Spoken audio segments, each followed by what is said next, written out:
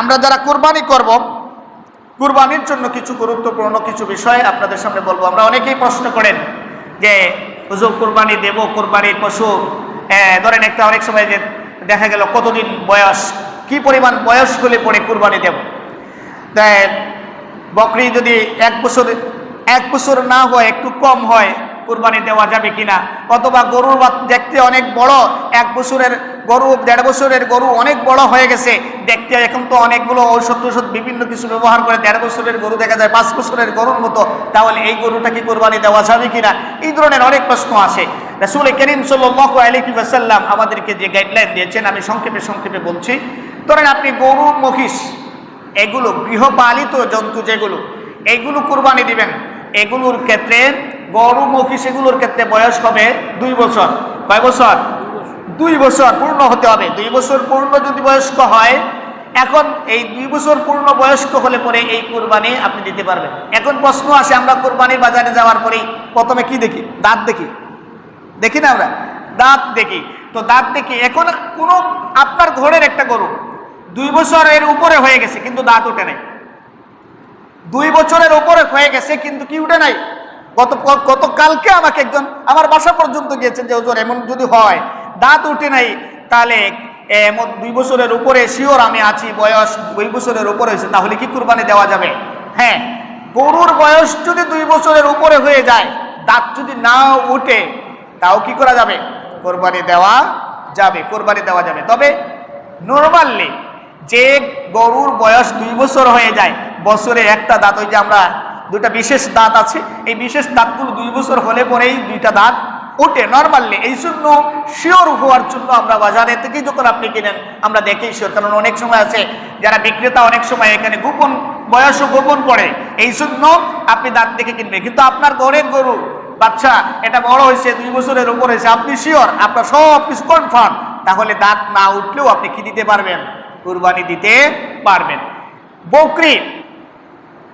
বকরির ক্ষেত্রে বয়স হলো 1 বছর। তবে নবী করিম সাল্লাল্লাহু আলাইহি ওয়াসাল্লাম এই জায়গাতে আল্লাহ রাসূল বলছেন, যদি তুমি কিছু না পাও আর বকরির বয়স যদি 6 মাসের উপরে হয়, এমন হয়, এখান তাহলে তুমি কুরবানি দিয়ে দাও, দুম্বা দিয়ে দাও। তো বকরি, দুম্বা, ভেড়া, এক্ষেত্রে ওলামায়ে কেরাম বলেছেন যদি এমন পর্যায়ে হাদিস থেকে গবেষণা করে তারা বলেছেন যে যদি বকরিটা দেখতে মোটা তাজা হয়, 6 মাসের উপরে হয়, মোটা তাজা হয়, দেখতে 1 বছরের বাচ্চার মতো মনে হয়, তাহলে সেই বকরি, দুম্বা, ভেড়া এটা দিয়ে কুরবানি দেওয়া যাবে। উটের ক্ষেত্রে বয়স হলো 5 বছর। উটের ক্ষেত্রে বয়স হলো কয় বছর? 5 বছর। 5 বছর বয়স্ক হলে পরে কুরবানি দেওয়া যাবে। এখন কুরবানির ক্ষেত্রে আমরা কোন পশু দিয়ে কুরবানি দেব? ইদানিং আমাদের সমাজে, দেশেও কিছু বন্য গরু, যেটাকে গয়াল বলে, বিভিন্ন জায়গায় বাজারে, ঈদের বাজারেও বিক্রি হচ্ছে। বন্য গরু, গয়াল, এগুলো বিক্রি হচ্ছে। বন্য গরু দিয়ে কোরবানি দিলে কোরবানি হবে না। আবার বুঝেন, বন্য গরু দিয়ে কোরবানি দিলে কোরবানি হবে না। একজন হরিণ খুব শখ করে হরিণ কোরবানি দিয়ে দিল। হরিণ তো গোশত খাওয়া যায়, হরিণের গোশত খাওয়া যায়। বিভিন্ন দেশে হরিণকে এখন চাষ করা হচ্ছে, খামারে চাষ করা হচ্ছে, গরুর মতো লালন পালন করা হচ্ছে। কিন্তু আপনি হরিণ দিয়ে যদি কোরবানি দেন, কোরবানি হবে না। বন্য গরু দিয়ে কোরবানি দিলে কোরবানি হবে না। অবশ্যই রাসূলুল্লাহ সাল্লাল্লাহু আলাইহি ওয়াসাল্লাম কোন পশু দিয়ে দেওয়া যাবে সুস্পষ্ট বর্ণনা করেছেন। এই জন্য গরু, ছাগল, দুম্বা, উট এবং গরুর প্রজাতির মহিষ, এই প্রাণী ছাড়া অন্য কোনো প্রাণী দিয়ে কোরবানি দিলে কোরবানি হবে না। আমি কালকেও দেখেছি ইউটিউবে বিভিন্ন, আমাদের দেশে বিভিন্ন জায়গায়, বিশেষ করে চট্টগ্রাম অঞ্চলে, আমাদের সিলেটে এটা এখনো প্রচলিত হয় নাই, চট্টগ্রাম অঞ্চলে বন্য গয়ালগুলো দিয়ে বাজারে উঠছে। এই গয়ালগুলো দিয়ে কোরবানি দিলে কোরবানি হবে না। অবশ্যই গৃহপালিত জন্তু হতে হবে।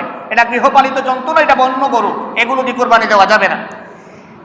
আর কুরবানির ক্ষেত্রে যে বিষয়গুলো আমরা খেয়াল করব, আমরা 1 নম্বর হলো, কুরবানি আপনি কিনতে গেছেন, দেখবেন একটা গরু যেটা 2টা চুকি অন্ধ, অনেক বড় গরু, 2টা চুকি কি অন্ধ, যেটাকে আল-আমিয়া, ফিকহের ভাষায় বলা হচ্ছে আল-আমিয়া। এই আল-আমিয়া, 2 চোখ অন্ধ, এমন গরু দিয়ে, অথবা 1 চোখ একেবারে নাই এমন গরু, অন্ধ গরু দিয়ে কুরবানি দিলে কুরবানি হবে না। অন্ধ গরু দিয়ে কুরবানি দিলে কুরবানি হবে না। আরেকটা জিনিস খেয়াল করতে হবে, কোরবানির পশু যদি ল্যাংড়া হয়, আপনি কুরবানির স্থান পর্যন্ত নিয়ে যেতে চান, আপনি কিন্তু নিয়ে যেতে পারেন না, সে হেঁটে যেতে পারে না, তাহলে এমন গরু দিয়ে কুরবানি দিলে কুরবানি হবে না। প্রথমটা হলো অন্ধ হলে কুরবানি দেওয়া যাবে না। ল্যাংড়া, এমন ল্যাংড়া যে এটা হাঁটতে পারে না, কুরবানি যে জায়গায় দেওয়া দিবেন ওই জায়গা পর্যন্ত নিয়ে যাওয়া যায় না, গাড়িতে করে নিয়ে ওইখানে নিয়ে কুরবানি দিলেন, এমন পশু দিয়ে কুরবানি দেওয়া যাবে না।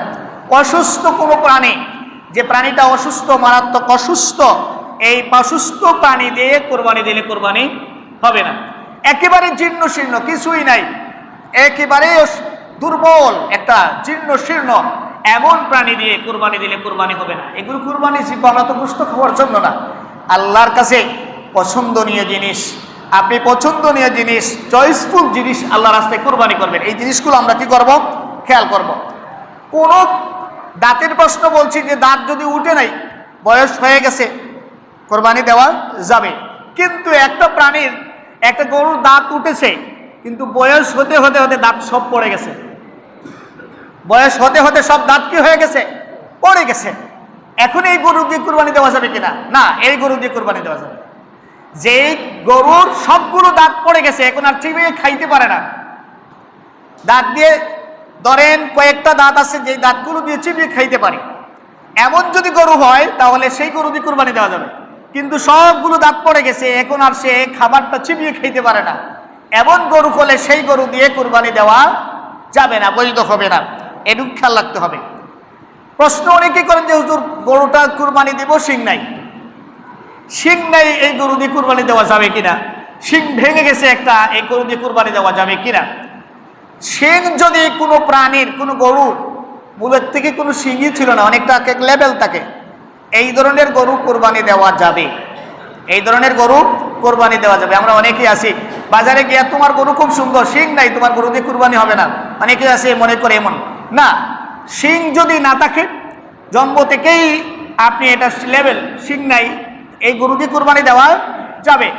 শিং ভেঙে গেছে কিন্তু তার মস্তিষ্ক পর্যন্ত এই ভাঙাটা পৌঁছায় নাই, তার মস্তিষ্কের কোনো ক্ষতি হয় নাই, এমন যদি হয় তাহলে সেই ভাঙ্গা শিংওয়ালা গরু দিয়ে কুরবানি দেওয়া যাবে। তবে হ্যাঁ, যদি কোনো গরুর শিং ভেঙে এটা মস্তিষ্ক পর্যন্ত গিয়ে পৌঁছায়, তার মস্তিষ্ক ক্ষতিগ্রস্ত হয়ে যায়, তাহলে সেই গরু দিয়ে কুরবানি দেওয়া যাবে না, সেই গরু দিয়ে কুরবানি দেওয়া যাবে না। খেয়াল রাখবেন, আমরা যারা কুরবানি দেই, কুরবানি দেওয়ার সময় কিছু জিনিস, জবেহ করার সময় কিছু জিনিস আমাদেরকে খেয়াল করতে হবে। আমরা কুরবানি যেটা জবেহ করি, ইসলাম এমন একটা দিন যে প্রত্যেকটা জায়গায় ইহসান আছে, প্রত্যেক জায়গায় কি আছে, ইহসান আছে। নবী করিম সাল্লাল্লাহু আলাইহি ওয়াসাল্লাম ইরশাদ করেছেন, ইন্নাল্লাহ কাতাবাল ইহসান আলা কুল্লি শাই, আল্লাহ রাব্বুল আলামিন সকল বস্তুর উপরে, সকল জিনিসের উপরে ইহসান করার জন্য আল্লাহ অর্ডার করেছেন। আপনি একটা মহিষের উপর ইহসান করবেন, গরুর উপরে ইহসান করবেন। আপনি এটা গরু পালছেন কিন্তু গরুকে খাবার দেন না, এটার জন্য কিয়ামতের দিন জবাব দেওয়া লাগবে। অনেকে আছে সারাদিন গরু কয়টা রাখছে, ওই এক কুটিতে রেখে দিছে, ওটা পানিও দেয় না, খাবারও দেয় না, সারাদিন এই গরুটাকে কষ্ট দেয়। এটার প্রতি ইহসান করা আপনার উপর দায়িত্ব। ওর পানির প্রয়োজন যখন পানি দিবেন, খাবারের প্রয়োজন যখন খাবার দিবেন। আপনি একটা বিড়াল আপনি রেখেছেন, পুষেছেন, ওই বিড়ালকে খাবার দেন না, ওই বিড়ালটাকে আপনি কষ্ট দেন, এটাও ঠিক না। আমরা অনেকে আছি বাড়ি ঘরে দেখা যায় যে একটা বিড়াল ডিস্টার্ব করে। অনেক মানুষ আছে এমন যে প্রচন্ড গরম পানি দিয়ে ওই বিড়ালটার উপরে ছেড়ে দেয়, কুকুরটার উপরে ছেড়ে দেয়, এই কুকুরটা ক্ষতিগ্রস্ত হয়ে যায়, সারা জীবন কষ্ট পায়। এই জন্য কিয়ামতের দিন এই কষ্ট দেওয়ার কারণে আপনার এই কষ্ট দেওয়া জাহান্নামে যাওয়ার কারণ হবে, এইটাকে কষ্ট দেওয়া জাহান্নামে যাওয়ার কারণ হবে। আল্লাহ রাসূল বলেছেন, এক মহিলা একটা বিড়ালকে আটকে রাখার কারণে জাহান্নামে হয়ে গেছে, আর আরেক মহিলা একটা কুকুরকে পানি পান করানোর কারণে ওই মহিলাটা, হাদিসের বর্ণনা আমতে ওই মহিলাটা জেনাকারিনী ছিল, কিন্তু একটা কুকুরের প্রতি দয়া করার কারণে ওই মহিলাটা জান্নাতি হয়ে গেছে। সুবহানাল্লাহ। এই জন্য আপনি একটা পশু, গরু হোক, ছাগল হোক, আপনি একটা বেড়াল হোক, কুকুর হোক, প্রত্যেকটার উপরে আপনি ইহসান করবেন, একটা গাছের উপরে ইহসান করবেন। আল্লাহ রাসূল বলছেন আল্লাহ তাআলা সকল বিষয়ে ইহসান করা কি করেছেন, তোমাদের উপর ফরজ করে দিয়েছেন। ফাইযা কাতালতুম ফাআহসিনুল কিতনা ওয়া ইযা যাবাহতুম ফাআহসিনুজ যাবাহা। আল্লাহ রাসূল বলেন যখন তোমরা জবেহ করবা তখন উত্তমভাবে জবেহ করবা। জবেহ করার সময় উত্তমভাবে জবেহ করবা। জবেহ করার সময় কয়েকটা জিনিস আমাদেরকে খেয়াল রাখতে হবে। আমরা অনেকে আছি গরুকে কুরবানি দেওয়া হবে, একেবারে গরুর হাত পা বেঁধে ওই পাটা বেঁধে যখন ফেলে দেওয়া হয়েছে আরেকজন দা কি করতেছে, এখন ধার দিতেছে। রাসূলুল্লাহ সাল্লাল্লাহু আলাইহি ওয়াসাল্লাম সুস্পষ্ট নিষেধ করে দেন, এটা হারাম, এই কাজ করা হারাম আপনার জন্য। আপনি আগের থেকে দা কি করে নেবেন, ধারালো করে নেবেন, আগে ধার দিয়ে নেবেন, গরুকে ফেলে তারপরে ধার দিবেন না। আল্লাহ রাসূল বলছেন তোমরা কি একটা পশুকে বারবার মারতে চাও? তার মানে সে যখন দেখবে আপনি ধার দিচ্ছেন সে তো আরেকবার মরার আগেই আরেকবার কষ্ট পাবে। এই জন্য আপনি দেখেন ইসলাম কত সুন্দর দিন, কত সুন্দর ধর্ম, আল্লাহ আমাদেরকে কি দিন দিয়েছেন। একটা পশু জবেহ করার সময় সেই সময়েও ওই পশুটার প্রতি ইহসান করতে আল্লাহ তাআলা আমাদেরকে অর্ডার করছেন আগে ধারাল করে নেব। ভূতা কোনো দাদি আপনি কোরবানি করবেন না, পশু জবেহ করবেন না। নবী করিম সাল্লাল্লাহু আলাইহি সাল্লাম বলছেন ওয়ালিয়ুহিদ্দা আহাদুকুম শাফরাতাহু, কেউ যখন কোনো পশু জবেহ করবে সেজন্য তার ছুরিটা ধারালো করে নেয়। ভূতা কোনো কিছু দিয়ে যেন জবেহ না করে, কারণ ভূতা জিনিস দিয়ে জবেহ করলে কষ্ট হবে, পশুটার কষ্ট হবে। এরপরে আল্লাহ রাসূল বলেন ফালিয়ুরিহ যাবিহাতাহু, আর যেন পশুটাকে প্রশান্তি দেয়, কষ্ট না দেয়। আমরা অনেকে আছে পশু কুরবানি দিব আগের দিন থেকে খাবার দাবার বন্ধ করে দেয়, কোনো খাবার দাবার আর দেয় না। না, আপনি এই কাজটা করবেন না, তাকে পর্যাপ্ত খাবার দাবার খাওয়াবেন।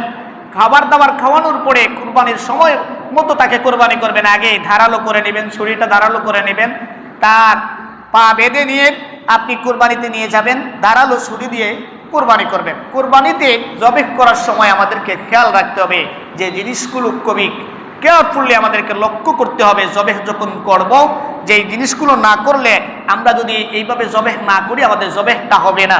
সেটা হলো পশুর গলার মধ্যে 4টা বিশেষ রগ আছে।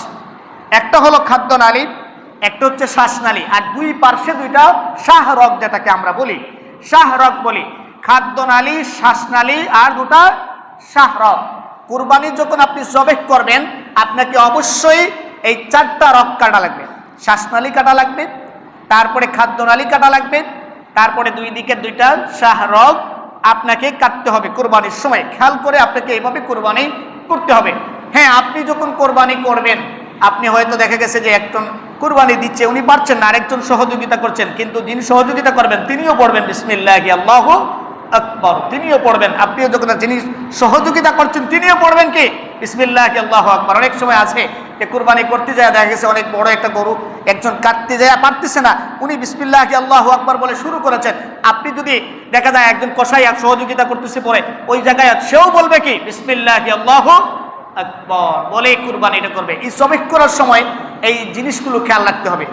জবেহ করার পরে অনেক সময় খুবই সতর্ক থাকতে হবে মাথাটা যেন আলাদা না হয়, মাথাটা যেন কি না হয়, আলাদা না হয়। তবে অ্যাক্সিডেন্টলি আপনি কুরবানি করতে যায় আর যদি মাথা আলাদা হয়েই যায় এটা আপনার জন্য হারাম হবে না, এটা উত্তম নয়। তবে এই গরু পশু জবেহ করার পরে এটা কি হবে না, যদি মাথা আলাদাও হয়ে যায় এটা হারাম হবে না। আরেকটা জিনিস খেয়াল রাখতে হবে, আমরা অনেক সময় কুরবানির পশুটা জবেহ করলাম, কসাইরা বা যারা কাটে এরা একদিনে 3টা-4টা কুরবানি দেওয়ার জন্য তাড়াতাড়ি করতে যায় অনেক সময় তারা করে কি যে এই পশুটার পায়ের রগগুলো কেটে দেয়। পশুটা জীবিত থাকা অবস্থায় তার পায়ের রগ কেটে দেয়, অথবা এখনো জীবিত আছে কিন্তু সে কি করতে চামড়া ছাড়ানো শুরু করে দেয়। এটা সুস্পষ্ট হারাম কাজ। কি কাজ? হারাম কাজ, হারাম কাজ। অনেকে আছে, এমনও আছে যে এই পশুটাকে কুরবানি করার পরে মরতেছে না, দেরি হচ্ছে, অনেক সময় ছুরি দিয়ে ওই গলার মধ্যে এভাবে কোপ দেয়। এটা পশু হত্যার নামান্তর, এটা পশু হত্যার নামান্তর, এটা সুস্পষ্ট হারাম। এই কাজটা কখনো করা যাবে না যতক্ষণ পর্যন্ত না পশুটা মারা যায়। সে জবে করার পরে মারা যাওয়ার আগ পর্যন্ত তার চামড়া ছাড়ানো যাবে না, পায়ের রগ কাটা যাবে না, ছুরি দিয়ে আঘাত করা যাবে না। এই জিনিসগুলো খেয়াল রাখবেন। বাড়ি ঘরে আমি প্রায় জায়গায় অনেক সময় দেখি যে কি করতেছে, হাতে পায়ের রগগুলো কেটে দিচ্ছে দ্রুত মারা যাওয়ার জন্য। অথবা অনেক সময় আছে আপনি খেয়াল করতেছেন না, দেখবেন কেটে দিচ্ছে, ওইখানে আবার কোপ দিচ্ছে, কোপ দিয়ে করছে। এটা হত্যা করার, এই পশুটা হত্যা করার নামান্তর। এমন কাজটা করা যাবে না, এইগুলো খেয়াল রাখা লাগবে। এরপরে কোরবানির পশু করার জন্য সবথেকে উত্তম হলো আপনি কোরবানির পশু নিজের কোরবানি নিজে করবেন। নিজের কোরবানি নিজে করবেন। আল্লাহ রাসূল সাল্লাল্লাহু আলাইহি ওয়াসাল্লাম নিজের কোরবানি নিজে করেছেন।